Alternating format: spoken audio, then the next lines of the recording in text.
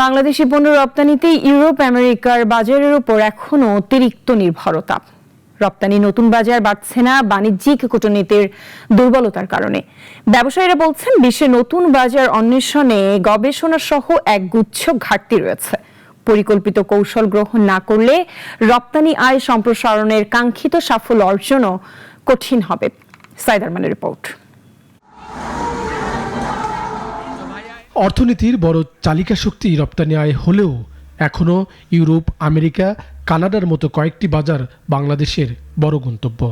তৈরি পোশাক রপ্তানির 50% যায় ইউরোপের বাজারে, আর প্রায় 20% আয় হয় মার্কিন যুক্তরাষ্ট্র থেকে। নতুন বাজারে রপ্তানি বাড়াতে হবে এমন আলোচনা থাকলেও অগ্রগতি তেমনটা নেই। পরিসংখ্যান বলছে ইউরোপ, আমেরিকা বাদে অন্যান্য বাজারে রপ্তানি মাত্র 15% কাছাকাছি। এক্ষেত্রে বাণিজ্যিক কূটনৈতিক দুর্বলতাই বড় কারণ বলছে ব্যবসায়ী নেতারা।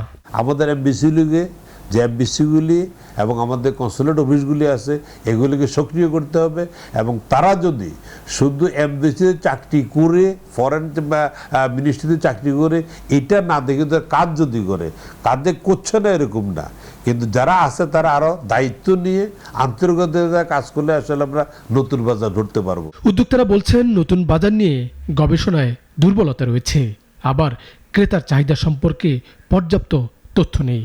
সেই সঙ্গে উচ্চ পরিবহন ব্যয় ও শুল্ক এবং অশুল্ক অন্তরায়কে নতুন বাজার সম্প্রসারণে বড় সংকট হিসেবে দেখা হচ্ছে।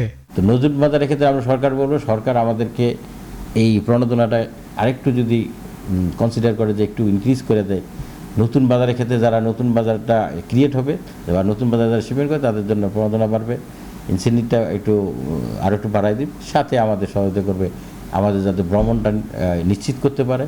দেশে রপ্তানি আয় সম্প্রসারণে সরকার যে নিশানা ঠিক করেছে তা অর্জনে নতুন বাজার অন্বেষণ গুরুত্বপূর্ণ বলে মনে করছে সব মহল। ক্রেতার পণ্যের ন্যায্য দাম না দেওয়ার যে চর্চা তৈরি হয়েছে তা দমাতে পারবে বাংলাদেশ নতুন বাজারমুখী হলে। ব্যবসার সম্ভাবনাকে খুঁজে বের করা এটা সরকারকে ভূমিকা নিতে হবে। আমরা তো চেষ্টা করব, আমরা পাইলেই কিন্তু যাব, কিন্তু গিয়ে আমরা কিন্তু হোঁচট খাওয়ার সম্ভাবনা আছে। আমরা কিন্তু সাধু অসাধু ব্যাপার আছে, সব জায়গায় কিন্তু ভালো খারাপ দুইটাই আছে।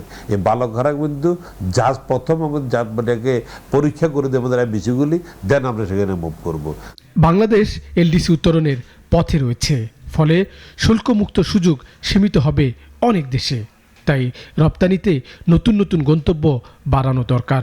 তবে রপ্তানিকারকদের সতর্ক থাকতে হবে ক্রেতার প্রতারণা এবং অর্থপ্রাপ্তির নিশ্চয়তার বিষয়ে। সাইদ আরমান, নাগরিক, ঢাকা।